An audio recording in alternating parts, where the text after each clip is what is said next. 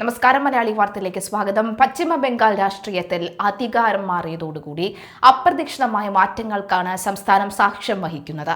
മമതാ ബാനർജിയുടെ തൃണമൂൽ ഭരണത്തിന് അന്ത്യം കുറിച്ചുകൊണ്ട് BJP അധികാരമേൽക്കുമ്പോൾ കഴിഞ്ഞ 15 വർഷമായി ഭരണകൂടം വേട്ടയാടിയിരുന്ന CPMന് പുതിയ ശ്വാസം ലഭിക്കുകയാണ്.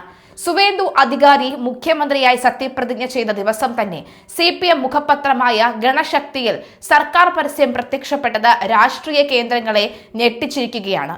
1.5 പതിറ്റാണ്ടിന് ശേഷം ആദ്യമായാണ് ഗണശക്തിക്ക് സർക്കാർ പരസ്യം നൽകുന്നത്.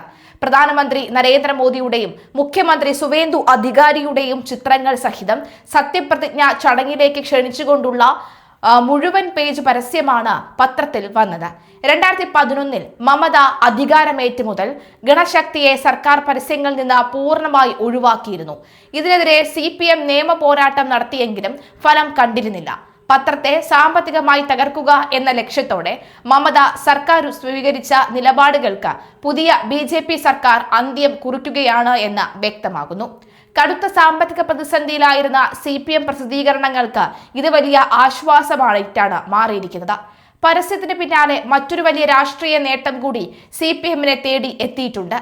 തൃണമൂൽ കോൺഗ്രസ് കൈവശപ്പെടുത്തി പൂട്ടിയിരുന്ന 550-ലധികം CPM പാർട്ടി ഓഫീസുകളാണ് BJPയുടെ വിജയത്തിന് പിന്നാലെ തുറന്നു കിട്ടിയത്. പാർട്ടി ഓഫീസുകൾ വീണ്ടും സജീവമാകുന്നു എന്ന് വ്യക്തം. പാർട്ടി ഓഫീസുകൾ തുറന്ന് പതാക ഉയർത്തുന്ന CPM പ്രവർത്തകരുടെ ദൃശ്യങ്ങൾ ബംഗാൾ രാഷ്ട്രീയത്തിലെ പുതിയ മാറ്റത്തിന്റെ സൂചനയാണ്. ജനാധിപത്യ രാജ്യത്ത് ഒരു പാർട്ടിക്ക് അതിന്റെ ഓഫീസ് പോലും തുറക്കാൻ കഴിയാത്ത സാഹചര്യം സൃഷ്ടിച്ച മമതയുടെ ശൈലിയിൽ നിന്ന് പുതിയ സർക്കാർ മാറിയതിനെ CPM സംസ്ഥാന സെക്രട്ടറി മുഹമ്മദ് സലീം സ്വാഗതം ചെയ്തു. ബംഗാളിലെ ഈ മാറ്റങ്ങളെ പരിഹസിച്ചുകൊണ്ട് മുൻ DGP TP സെൻകുമാർ ഉൾപ്പെടെയുള്ളവർ രംഗത്തെത്തിയിട്ടുണ്ട്.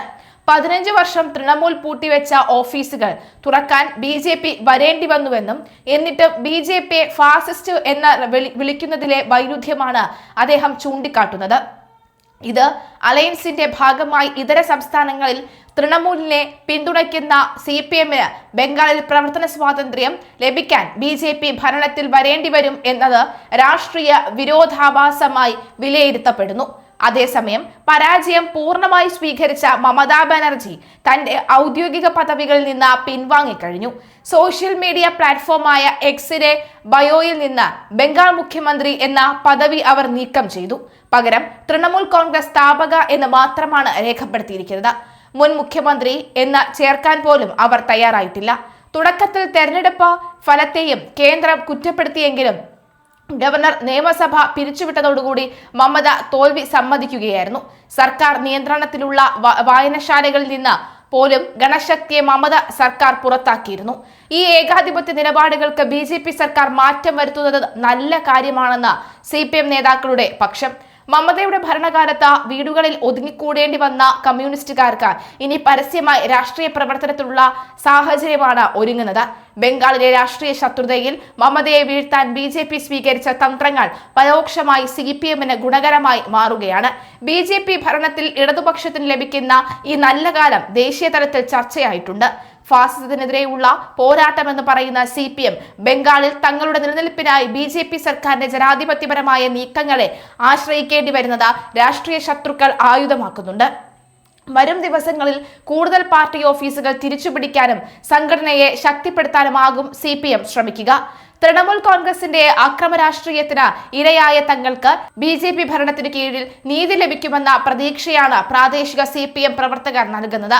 രാഷ്ട്രീയമായ വിയോജിപ്പുകൾ നിലനിൽക്കുമ്പോഴും നിലവിലെ സാധ്യത പ്രവർത്തന സ്വാതന്ത്ര്യം ലഭിക്കുന്നതുവരെ കാര്യമായി അവർ നിലനിൽക്കും എന്നുള്ളത് തന്നെയാണ്.